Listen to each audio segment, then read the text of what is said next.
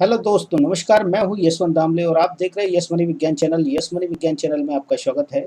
आज के वीडियो में हम सीखेंगे रदरफोर्ड का परमाणु model, Rutherford models of an atom. चलिए आइए शुरू करते हैं एक छोटे से इंट्रो के साथ।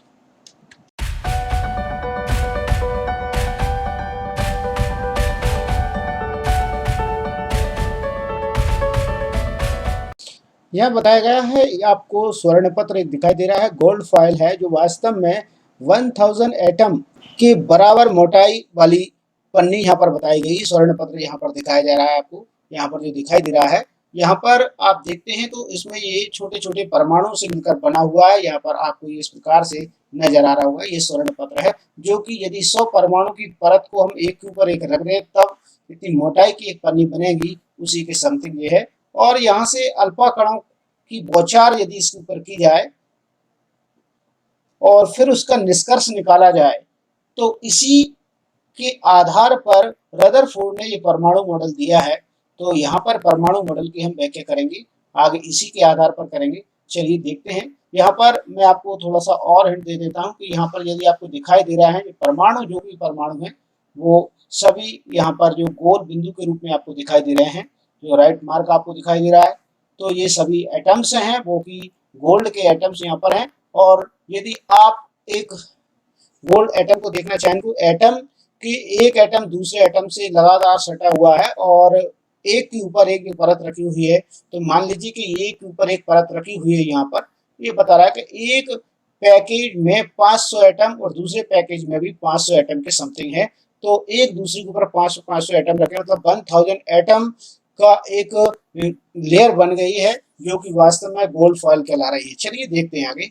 यह देख पा रहे होंगे आप, इस प्रकार से एक परमाणु, दूसरा परमाणु, तीसरा परमाणु, सभी परमाणु एक के ऊपर एक रखे। इस प्रकार से 1000 एटम्स को हम एक के ऊपर एक रख दें वन बाय वन, तब जितनी मोटी जो लेयर बनेगी वह लेयर वास्तव में स्वर्ण पत्र की लेयर यहाँ पर यूज की जा रही है। अल्फा जो कण है वास्तव में देखा जाए तो उसका इकाई द्रव्यमान 4 इकाई द्रव्यमान के बराबर होता है, या 4 यू का हमने लिखा है तो 4 यूनिट इकाई द्रव्यमान यहाँ पर बताया गया है। और अल्फा कण की बात करते हो, अल्फा कण सबसे तेज गति से चलने वाले अल्फा कण इसके आर पार भेजे जाते हैं। इसकी बौछार इसके ऊपर की जाती है स्वर्ण पत्र के ऊपर। तो यहाँ पर जो आपको संरचना दिखाई दे रही है वो स्वर्ण पत्र या स्वर्ण की पन्नी जिसे हम कहते हैं, वो यहाँ पर आपको दिखाई दे रही है। ठीक है, ये परमाणुओं का एक क्रम है, समूह है जो एक ऊपर एक रखे हुए हैं। ठीक है, और ऐसे 1000 परमाणु जब एक ऊपर एक रखे होते हैं तब जाकर एक स्वर्ण पत्र जो इतनी मोटाई का बनता है वो यहाँ पर यूज किया गया है। यहाँ देखेंगे रदरफोर्ड परमाणु मॉडल के स्ट्रक्चर में हम देख पा रहे हैं यहाँ पर कि ये सभी यहाँ पर ये सभी दिखाई दे रहे हैं वो अल्फा कण हैं और अल्फा कणों की यहाँ बौछार की जा रही है। यहाँ आप देख पा रहे होंगे इस प्रकार से यहाँ दिखाया गया है। तो हम ये देखते हैं वन बाई वन, यहाँ देखते हैं। सबसे पहले यहाँ देखेंगे अल्फा कण, कुछ अल्फा कण यहाँ पर सीधे के सीधे ही निकल गए हैं। यहाँ देखिए कुछ अल्फा कण में से ये सीधे के जैसे ही स्वर्ण पत्र पर डाले गए हैं तेज गति के साथ में, तो तेज गति के साथ सीधे स्वर्ण पत्र से भेजते हुए उसे आर पार वहां, तो ये अल्फा कण वास्तव में ये यहाँ से सीधे निकल रहे हैं स्वर्ण पत्र से, जो कि उन्हें अपेक्षा नहीं थी वो यहाँ से ऐसा हो पाता है। कुछ अल्फा कण पन्नी के द्वारा बहुत छोटे कोण से विक्षेपित हो जाते हैं। तो पन्नी के द्वारा जैसे ही इसमें प्रवेश करते हैं और वह छोटे से कोण के द्वारा ये कैसे हो जाते हैं, विक्षेपित यहाँ पर हो रहे हैं, यहाँ पर आपको देखने को मिल रहा है। ठीक, तो यहाँ पर ये विक्षेपित हो रहे हैं कुछ कण। और आश्चर्यजनक बात ये थी कि एक कण जो कि वास्तव में देखा जाए तो 12000 कणों में से एक कण ऐसा था जो वास्तव में उसी पथ पर वापस लौटकर यहाँ पर आ रहा था। बीचों बीच में डाला गया 12 कण, जो कि वास्तव में देखा जाए तो 12000 कणों में से एक कण के साथ ऐसा होता है कि वो है वास्तव में जब डाला जाता है तो बौछार की जाती है तो लौट कर वापस उसी मार्ग पर आ जाता है। तो यहाँ पर यह देखने को मिला है। अब यहाँ पर एक और बात उन्होंने सामने रखी रदरफोर्ड ने कि यह परिणाम उसी प्रकार से अविश्वसनीय था या अनएक्सपेक्टेबल था, अर्थात जो उन्होंने सोचा नहीं था जिसे कहते हैं। ठीक, पहले इसके बारे में उन्होंने इतना अनुमान नहीं लगाया था, उस तरीके का उन्हें रिजल्ट यहाँ पर प्राप्त हुआ है जिसे कहें तो अनएक्सपेक्टेबल। तो यहाँ पर हमें मिला है यह परिणाम उसी प्रकार से अविश्वसनीय था जैसे अगर एक 15 इंच के तोप के गोले को टिश्यू पेपर के टुकड़े पर मारते हैं, ठीक है ना, उसी प्रकार की भांति काम करते हैं और वह लौटकर आपको ही चोट पहुंचा देता है। तो इस प्रकार की कंडीशन यहाँ पर देखने को मिलती है। तो यह जो प्रयोग हुआ है, यह एक्सपेरिमेंट हुआ है, उसके द्वारा उन्होंने क्या निष्कर्ष निकाले हैं वो यहाँ पर देखेंगे। तो सबसे पहले मैं इंग्लिश मीडियम वालों को यहाँ पर बताना चाहूंगा कि यहाँ पर ये मैं हिंदी मीडियम में बोला हूँ, उसके लिए अब मैं आपको इंग्लिश मीडियम बोल देता हूँ। मोस्ट द फास्ट मूविंग, खास तौर से तेज चलने वाले alpha particle past strike through the gold foil, अर्थात यहाँ से तेजी से चलने वाले अल्फा कण गोल्ड फॉइल से पार हो जाते हैं। नेक्स्ट कंडीशन में हम देखेंगे, और ये देखिए दो कंडीशन यहाँ पर बताई जा रही है। स्ट्रेटली फास्ट हो जाते हैं, पास हो जाते हैं, कहाँ से, गोल्ड फाइल से पास हो जाते हैं, ठीक।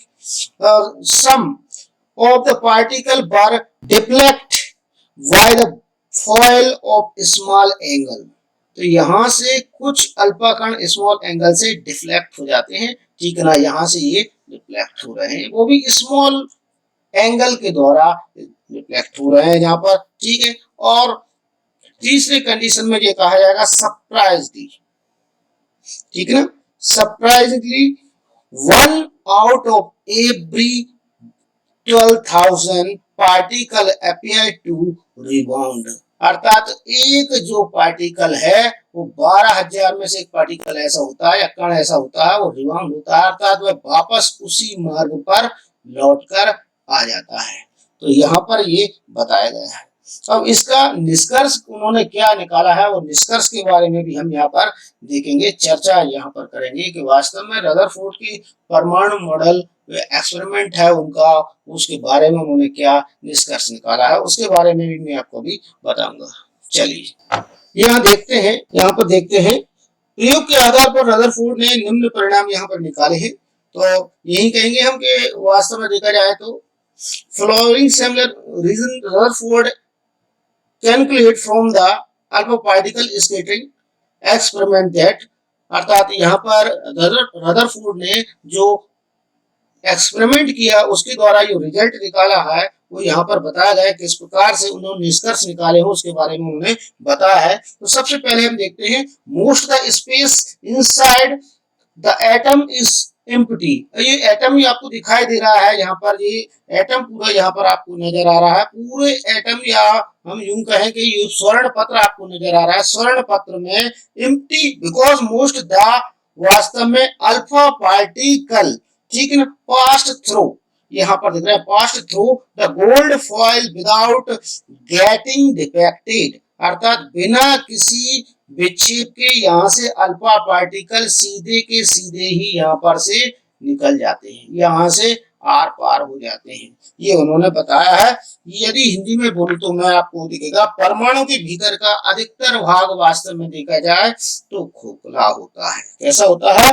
खोखला होता है, मतलब खाली भाग होता है अधिकतर भाग, जिसमें अल्फा कण बिना विक्षेपित हुए सीधे के सीधे ही आर पार निकल जाते हैं, पन्नी से बाहर निकल जाते हैं। ये हम कहेंगे पहला पॉइंट, तो आपको यही समझ में आएगा इसमें कि ठीक, the most the space inside, मतलब most of the inside of the atom is empty because most the alpha particle pass through, तो मतलब यहाँ पर बीचों बीच में, परमाणु के बीच बीच में कुछ खाली भाग है जिनसे कि अल्फा पार्टिकल्स सीधे के सीधे आर पार निकल जाते हैं। नेक्स्ट चर्चा करेंगे यहाँ पर हम, वास्तव में सेकंड नंबर पर बात करते हैं, तो वेरी फ्यू पार्टिकल वर डिफ्लेक्टेड, वेरी फ्यू, यह बात चल रही है, तो very few particle were deflected from there path, अर्थात वेरी फ्यू का मतलब होता है बहुत ही कम पार्टिकल ऐसे हैं, बहुत ही कम पार्टिकल ऐसे थे जो उनके रास्ते से कैसे हो गए थे, पथ मींस रास्ता जिसे कहते हैं, डिफ्लेक्ट हो गए थे, अर्थात विक्षेपित यहाँ पर हो गए थे। फ्रॉम देयर पथ मतलब वो उनके पथ से डिफ्लेक्ट हो रहे थे, अर्थात वहां से क्या हो रहे थे, विक्षेपित हो रहे थे, ठीक है ना। Indicating that positive, indicating that the positive, मतलब यहाँ पर बात कर रहा है सूचना मिले, indicating the positive charge of, यहाँ पर बात समय ये समझ आ रहा था कि वास्तव में कोई सूचना यहाँ पर पॉजिटिव चार्ज वाली यहाँ पर ऐसी है जिसके कारण ये विक्षेपित हो रहे थे, ऐसा कहा जाता है, ठीक। तो यह धनावेश बहुत अब हिंदी में बात करें तो हम ये कह पाएंगे बहुत कम कण अपने मार्ग से विक्षेपित होते हैं, जैसे कि यहाँ पर दिखाया गया है कि बहुत कम कण ऐसे होंगे जो कि विक्षेपित होते हैं। इससे ये ज्ञान होता है कि परमाणु में धनावेशित भाग बहुत कम है, मतलब यहाँ पर पॉजिटिव चार्ज है वो कैसा है, बहुत ही कम पॉजिटिव चार्ज यहाँ पर मौजूद है। ठीक है, तो यहाँ पर यह भी बताया गया positive charge of the atom occupies very little space, मतलब बहुत छोटा सा भाग है धनात्मक का, जिससे कि ये अल्फा कण जो वास्तव में विक्षेपित हो रहे हैं, क्योंकि अल्फा कण पॉजिटिव चार्ज वाले होते हैं, धनात्मक चार्ज वाले होते हैं, इसीलिए धन और धन वाले चार्ज से कैसे हो जाते हैं, विक्षेपित तो हो जाते हैं। ठीक है ना, अर्थात वो उससे प्रतिकर्षित हो जाते हैं। थर्ड पॉइंट पर हम चर्चा करेंगे, तो थर्ड पॉइंट क्या कहता है, a very small fraction, a very small fraction of alpha particle, a very small fraction, a alpha particles were deflected by 180 degree, indicating that positive, यहाँ पर indicating, यहाँ पर यदि अपन देख रहे हैं तो 180 डिग्री डिफ्लेक्ट, ये 180 डिग्री पर डिफ्लेक्टिव हो रहा है, मतलब विक्षेपित हो रहा है, वो भी कितनी डिग्री पर, 180 डिग्री पर यहाँ पर विक्षेपित हो रहा है, तो इंडिकेट करता है कि यहाँ पर कोई पॉजिटिव चार्ज वाला मौजूद है। ठीक है ना, कोई पॉजिटिव चार्ज मौजूद है। ठीक है, तो यहाँ पर यही पता चलता है। तो हम यहाँ देख पा रहे हैं कि बहुत कम अल्फा कण 180 कण पर विक्षेपित होते हैं या 180 डिग्री पर विक्षेपित होते हैं। इससे यह संकेत मिलता है कि वास्तव में द्रव्यमान परमाणु के भीतर कोई धनात्मक आयतन यहाँ पर मौजूद है, वो भी बहुत कम आयतन में सीमित है, यहाँ पर ऐसा पता चलता है। तो यहाँ पर दिया है द डेटा आल्सो कैलकुलेट, अर्थात डेटा ऐसा, इस पूरी प्रैक्टिकल के बाद उन्होंने डेटा को कैलकुलेट किया है। यहाँ पर कैलकुलेट दैट द और radius of nucleus is about, अर्थात उन्होंने न्यूक्लियस नाभिक की रेडियस त्रिज्या का आकलन किया है, कैलकुलेट किया है, तो उन्होंने पाया, यहाँ पर बताया कि is about 10 to power 5, 10 to power 5 यहाँ पर बताया गया है कि 10 टू 5 यहाँ पर times less, then 10 to power 5 times less, times less का मतलब है 10 to power 5 times less then the radius of the atom, अर्थात यूं कहा जाए इसे कि वास्तव में किसी नाभिक की त्रिज्या परमाणु की त्रिज्या से 10 की पावर 5 गुना छोटी है।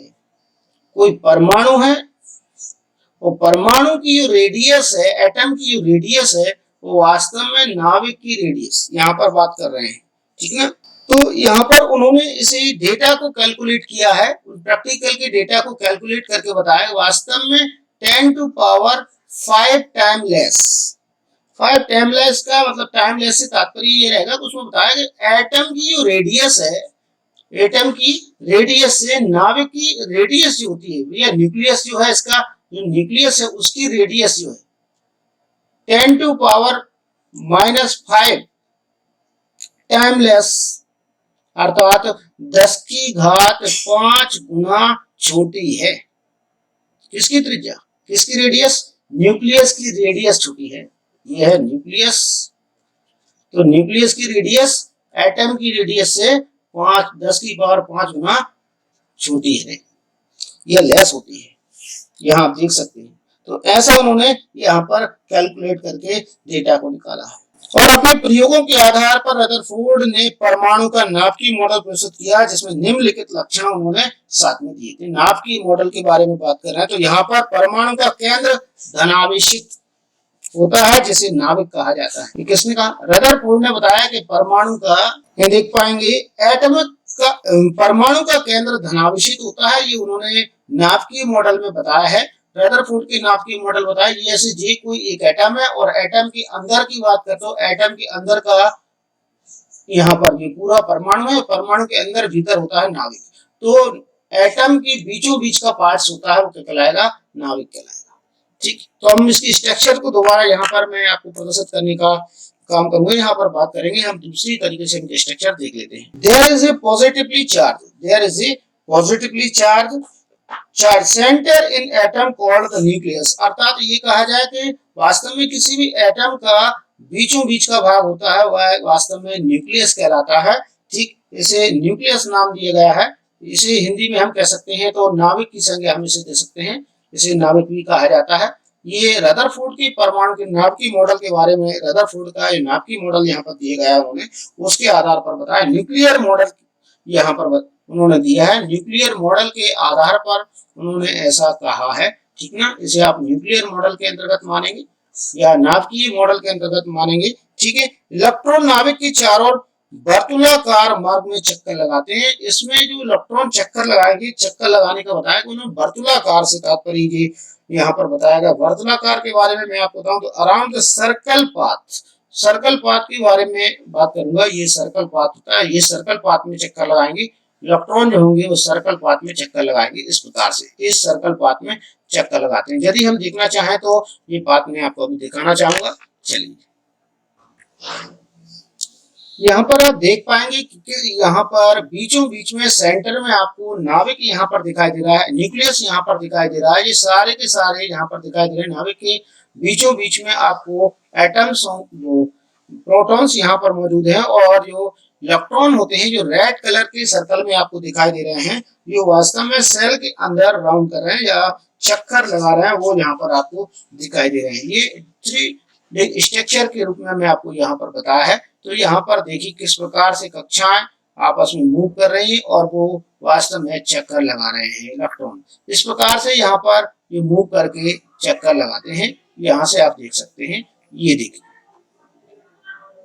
यहाँ पर आप देख पाएंगे कि यहाँ पर ये रेड कलर के हैं जो इलेक्ट्रॉन्स होंगे, रेड कलर के जो होंगे, रेड कलर के यहाँ पर दिखाई दे रहे हैं, ये सब इलेक्ट्रॉन आपको नजर आ रहे हैं। ठीक है, ये सभी इलेक्ट्रॉन है। बीच में यहाँ पर जो बैठा हुआ है ये इसका नाभिक है और ये इसकी कक्षाएं कहलाती हैं, जिसमें कि बताया गया कक्षा में चक्कर लगाते हैं। ठीक है ना, ये वृत्ताकार इसकी कक्षाएं यहाँ पर बताई गई। ठीक है, यहाँ पर वर्तुलाकार जैसी कक्षाएं बताई गई, जिसे अपन कहते हैं सर्कुलर पाथ यहाँ पर होता है। नाभिक का परमाणु के आकार की तुलना, मतलब ये कहा जाए कि नाभिक का जो आकार होता है वो पूरा एक परमाणु जो एटम है उसकी तुलना में नाभिक का आकार कैसा होता है, बहुत ही छोटा होता है। ठीक है, तो ये यहाँ पर बताने का प्रयास किया गया है। तो यहाँ पर इसी नाभिकीय मॉडल के द्वारा भी उन्होंने ये समझाया कि इलेक्ट्रॉन वास्तव में परमाणु में कहाँ चक्कर लगाते हैं, किस प्रकार से मूव करते हैं, तो यहाँ पर उन्होंने बताया है। अब इंग्लिश में बोले तो the size of nucleus is very small, nucleus की साइज बहुत ही छोटी होती है। यहाँ पर देखा जाए तो आर एस कंपेयर्ड, अर्थात तुलना करें उसकी, to the size of the atom, पूरे एटम की साइज की तुलना करते हैं। इस एटम की साइज की यदि तुलना करें तो इस न्यूक्लियस की जो साइज होगी वो बहुत ही छोटी होगी। ठीक ना, जिसे हम ये कहेंगे। ठीक, तो आज के वीडियो में इतना ही। हर बार की तरह कहना चाहूंगा, यदि आप मेरे चैनल पर नए हैं और अभी तक आपने चैनल को यदि सब्सक्राइब नहीं किया तो प्लीज सब्सक्राइब बटन को प्रेस कर दीजिएगा, बेल आइकन को प्रेस करना ना भूलें। वीडियो अच्छा लगता है तो लाइक जरूर कीजिएगा, दोस्तों के साथ में शेयर करें।